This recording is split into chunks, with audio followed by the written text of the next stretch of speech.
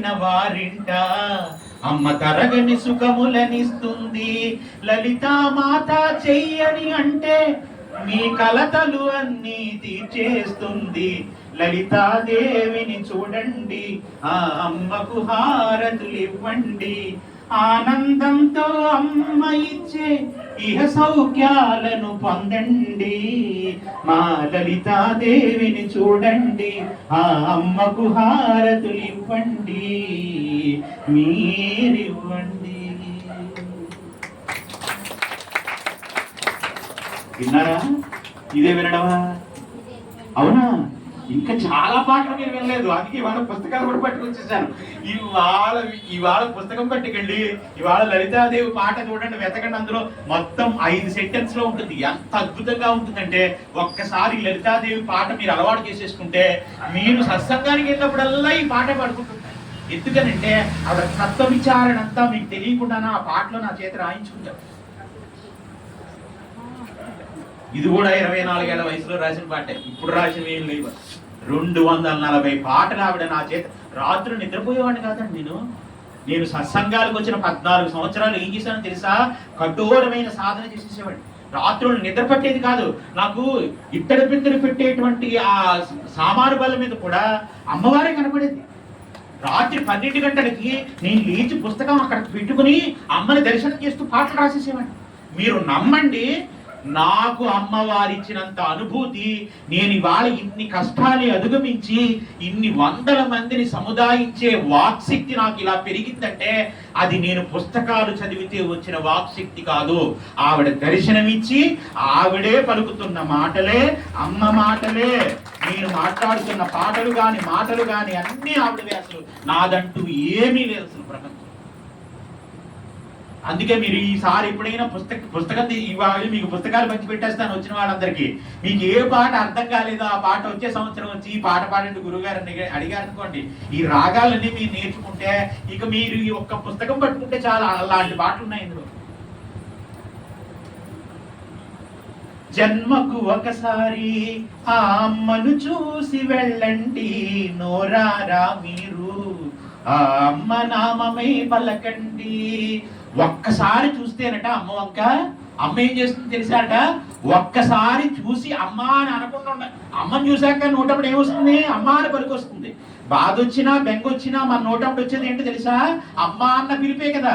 ఒక్కసారి అమ్మను చూసి అమ్మ అని పిలిస్తేనట చాలురా, నన్ను అమ్మ అన్నావు కదా, రేపొద్దున్న నిన్నుకి ఏ కష్టం వచ్చినా అమ్మ అన్న ఒక్క పుణ్యం ఈ మంత్రం నువ్వు చదివేశావు కాబట్టి ఈ మంత్రాన్ని అడ్డు పెట్టి ఎంత కష్టంలోనున్నా నేను ఇదే చెప్తున్నాను. సౌందర్య లహరి నేర్చుకోండి, శివానంద లహరి నేర్చుకోండి, లలితా సహస్రనామం నేర్చుకోండి, ప్రతి మాటకి అర్థం తెలుసుకోండి.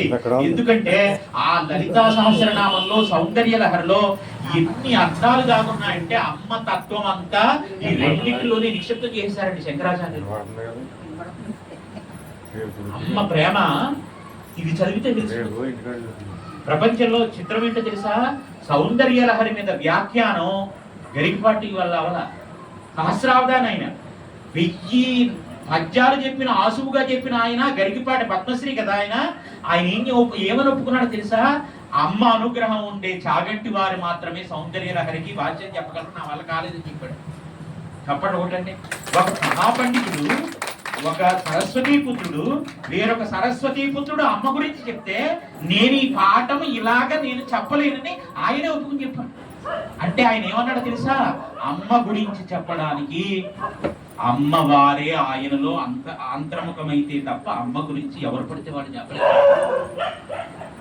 అలాంటిది ఒక మాట చెప్పాలంటేనే అమ్మ గురించి చెప్పలేనప్పుడు 240 పాటలు రాయాలంటే ఎంత అమ్మ అనుగ్రహాన్ని పొందితే రాయగలుగుతారు? ఇప్పుడు మీరు చెప్పండి, పవర్ లేదా మీరు ఎలగట్లేదా? ఆయన ఇచ్చిన మంత్రాలు బొట్లును. అంటే నేను ఎందుకు ఈ మాట పదే చెప్తున్నానంటే గురి బాగా పెట్టుకోండి. గురువు గురి ఈ రెండు కుదిరితే ఎవరు ఏమంటున్నా సరే మిమ్మల్ని ఏమంటావు. మీ బిడ్డల జీవితాలు కూడా మీరు ఎన్ని ఇబ్బందుల్లో ఉన్నారని ఏం జరుగుతుందో అని భయపడింది కూడా ఏం చేస్తుంది తెలుసా? మబ్బు విడిపోయినట్టు విడిపోతుంది. వాళ్ళ జీవితాలన్నీ మీరు ఎవరి పాదాల దగ్గర పెట్టాలో తెలుసా? గురుమంత్రోపదేశం ఇచ్చిన గురువు గారి పాదాల సాక్షిగా అమ్మ ఆ గురువు నువ్వు తప్ప మాకు ఇంక రెండో దిక్కు లేదు. ఇది నేను సాయిబాబా వారి మీద రాసిన పాటలో రాశాను. ఏమనో తెలుసా? చుట్టాలు బంధువులు నాపైన అలిగినను మాత్రం నాపై అలగ కుసుమా, నాకు ఆస్తులు లేకున్నా అంతస్తు లేకున్నా నువ్వున్నావని నేను బ్రతుకుతున్నా. సాయిరాం సాయిరాం సాయిరాం సాయిరాం, నీ నామం మాత్రము నీ వీడను. ముళ్ళున్న బాటలో పయనించే నన్ను సన్మార్గంలో నువ్వే నడిపించుమా. ఏది మంచిదారో ఏది చెడుదారో కూడా తెలుసుకునే విచక్షణ నాకు లేదు. ఇప్పుడు అది చెప్పాలంటే నువ్వే గురువుగా వచ్చి చెప్పాలి. నువ్వే గురువుగా రావాలంటే నేను ఏ గురువును తలుచుకున్నానో ఆయనే నువ్వై పోవాలని ఇప్పుడు శిష్యులు పాడుతున్న పాటగా నేను సాయిబాబా వారి షిరిడీలో వెళ్ళి సచ్చరిత్ర పారాయణ ఉపన్యాసానికి వెళ్ళినప్పుడు రాసిన పాట ఈ పాట. అందుకని ఇంకెలా చెప్పుకుంటే తెల్లారులు చెప్పిన ఈ పాఠం, ఎందుకంటే సంవత్సరానికి 2 సార్లే కదా మీరు నాకు కనపడేది, అందుకని నా ఉపోద్ఘాతం అంతా ఎక్కువ అవుతుంది. కాబట్టి ఈ పాటల పుస్తకాలు తీసుకుని వెళ్ళి చక్కగా ఈసారి మీరు కూడా కాస్త ఎప్పుడైనా ఫోనుల్లో పెడుతుంటాను, ఎక్కడైనా రికార్డింగ్ చేసిన ఉంటే కనుక మీరు ఆ రాగాలన్నీ తెలుసుకుని చక్కగా ప్రతి ఒక్కళ్ళు తీసుకెళ్ళండి. ఒకవేళ ఇంతకు ముందు కనుక ఎవరైనా కొనుక్కుని ఉండడం, లేకపోతే ఇంతకు ముందు నేను కొంతమందికి పంచిపెట్టాను ఉచితంగా, నేను ఎవరికి ఇది డబ్బులు తీసుకుని ఎవరికి ఇవ్వాల, ఇక్కడ ఉన్న వాళ్ళందరికీ నేను ఉచితంగానే పంచాను. ఒకవేళ అలా తీసుకెళ్ళని వాళ్ళు ఎవరైనా ఉంటే మాత్రం అడిగి మరీ తీసుకెళ్ళండి. ప్రతి వాళ్ళ దగ్గర గురువు గారు రాసిన పాటలు, గురువు గారి పటము ఎప్పుడు అలా గుర్తెరిగి మీ చేతులు అలా ఉండాలన్నమాట. ఎందుకనంటే గురు ధ్యానం శివధ్యానం లాంటిది. గురువు పాదాన్ని ధ్యానం చేయడం శివధ్యానం లాంటిది అనమాట. అది ఎప్పుడు ఎదురుగుండా 10 మందిలో అస్తమానం మైకిలిట్టి మా గురువుగారు ఏం పొగడక్కల్లా, ఈ గురి మీ లోపల నిలబడితే చాలంటే మన ఉత్తర నుంచి ఆ సముద్రాన్ని దాటించేస్తుంది. కాబట్టి ఆ తల్లి యొక్క అనుగ్రహం నిరంతరం మన మీద ఉండాలని ఆ వ్యాస భగవాన్ యొక్క పాదార విందాలు ఇవాళ ఆ దంపతులు ఎవరైతే వచ్చారో వాళ్ళు కడుగుతారు. మిగతా వాళ్ళు కడగకపోయినా మీరు ఒకటి గుర్తు పెట్టుకోండి, ఛానల్లో వాడు బాహ్యంగా కడుగుతారు, మీరు ఛానల్లో కడగండి అంతే తప్ప ప్రతిసారి వాళ్ళే వస్తున్నారు వీళ్ళే కడుగుతున్నారు నేను కడగల ఇవన్నీ పెట్టుకోకండి. నేను ఏం చెప్తున్నాను, పాదాలని ముట్టుకొని పదాలని పట్టుకోండి, పాదాలని ముట్టుకుంటూ పదాలని పట్టుకోండి. పదాలను వదిలేస్తే పాదాలు ఎన్నిసార్లు పట్టుకున్న ప్రయోజనం మీకు అర్థమవుతుందని చెప్పింది. పదాలని పట్టుకుని గుండెల్లో పెట్టుకుని జీవితమాంతం మా గురువు గారు చెప్పిన పాఠాలు, ఈ పాఠాలు గురువు పాఠాలే జీవితానికి నిజమైన గుణపాఠాలు. ఇవి పట్టుకుని మేము అందరం ఉద్ధరణ హేతు అవ్వాలని కోరుతూ ఇవాళ గురు శుశ్రూష ఇవాళ ఇక్కడ ఎవరు చేస్తున్నా మీరందరికీ ఆ పుణ్యం దక్కుగాక. గురు ఆశీర్వచనం సమానమై ఎప్పుడు మీ సంసారంలో వస్తున్న సమస్త కష్టాలని తీర్చి మళ్ళీ వచ్చే సంవత్సరం వరకు పుట్టినరోజు చేసుకున్నప్పుడు ఎలా అయితే తల్లి ఆయుష్ మీద ఎలా నువ్వు నూనె పెట్టి ఇలా ఇలా ఇలా అని ఏముంటుందో తెలుసా, చిరంజీవ చిరంజీవ అని చిరంజీవ పేర్లు తెలుసు. ఎవరు చిరంజీవులు? ఏడుగురు కదా. చిరంజీవులు ఎవరో తెలుసా? పుట్టుకతోనే చిరంజీవులు అండి. ఎవరో తెలుసా అండి?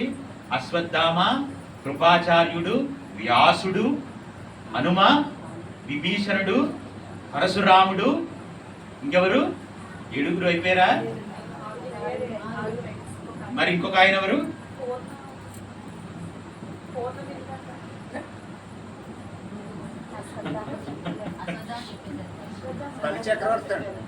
ఇంకా ఏం చెప్పాను చెప్పండి, 6 పేర్లు చెప్పండి. అప్పుడు నేను ఏం చెప్పాను? అశ్వత్థామ,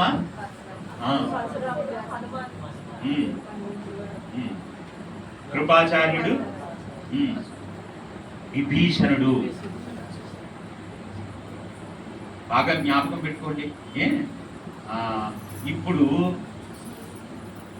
ఈ 7 చిరంజీవులు, ఈ చిరంజీవుల పేర్లు తలుచుకుని ఆవిడ నూనె పైన ఇలా పెట్టి మూర్ధన్య స్థానం అనందు ఒకవేళ ఇవి జ్ఞాపకం రాకపోయినా సప్త చిరంజీవ అని మనసులో సంకల్పం చేసుకుని ఆ చిరంజీవ ఆయుష్ నా బిడ్డకొచ్చుగాక అని ఆశీర్వచనం చేస్తుంది. ఆవిడ ఆశీర్వచనం చేసి ఏం చేస్తుంది తెలుసా అండి, ఇన్ని ఆవు పాలు, ఇన్ని నల్ల నువ్వులు, ఇంత బెల్లం ముక్క, ముందు పాయసం పెట్టకూడదు, ఇవి ఇచ్చి ఆయుష్ తలస్నానం చేసిన తర్వాత ఇవి భగవంతుడికి సమర్పణ చేసినవి పిల్లవాడికి చేతులు వేస్తే తల్లి ఆశీర్వచన బలం వల్ల ఏమవుతుందో తెలుసా అండి, సంవత్సరం అంతా మళ్ళీ ఏ ఆపదలున్నా 33 కోట్ల మంది దేవతల అనుగ్రహం కదా, తల్లి ఆశీర్వచనం ఉంటే చిన్న స్థాయి కాదు, బాగా జ్ఞాపకం పెట్టుకోండి.